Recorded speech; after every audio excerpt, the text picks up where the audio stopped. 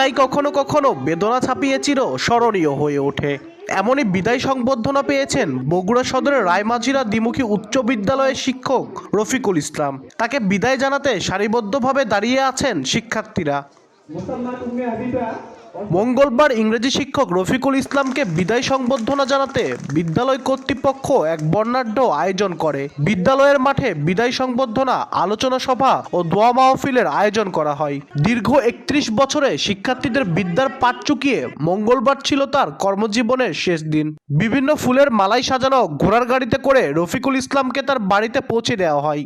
তাকে সহকর্মীদের পাশাপাশি বর্তমান ও প্রাক্তন শিক্ষার্থীরা বিদায় জানান। স্যারের জন্য সবসময় দোয়া করি, স্যার সর্বোত্তক ভালো থাকুক, আল্লাহ যাতে তাকে দীর্ঘজীবী করুক। শিক্ষার পাশাপাশি স্যার আমাদের অত্যন্ত আপনার সকল গুণাবলীর দিক থেকেও আমাদের শিক্ষা দিয়েছেন। তিনি আমাদের সবসময় ন্যায় এবং ন্যায়ের পথে চলা শিখিয়েছেন এবং তিনি আমাদের ক্লাস এবং আমাদের শিক্ষা অনেক সৎভাবে দিয়েছেন। বিদায় কথাটা বলতেই আমাদের কেমন যে হচ্ছে সেটা আমরা এই প্রথম অনুভব করতে পারতেছি।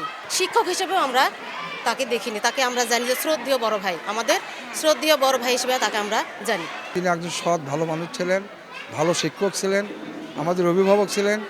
রায়মাঝি স্কুল যে তাকে হারানোর পর যে শূন্যতা, এটা অপূরণীয়।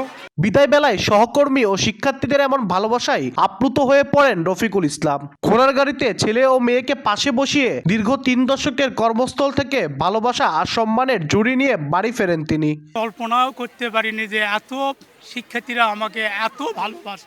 এর সাথে পৃথিবীতে আর পাওয়ার মতো কিছু নাই। আমি শিক্ষার্থীদের উদ্দেশ্যে বলতে চাই, আমি তাদের যে আদর্শে গড়াছি সেই আদর্শ নিয়ে তারা সারা জীবন নিজেকে প্রতিষ্ঠিত করে। 1994 সালে রায়মাঝিরা দ্বিমুখী উচ্চ বিদ্যালয়ের প্রতিষ্ঠা লগ্ন থেকে রফিকুল ইসলাম সেখানে শিক্ষকতা করেছেন। আব্দুল আউয়াল, সময় সংবাদ, বগুড়া।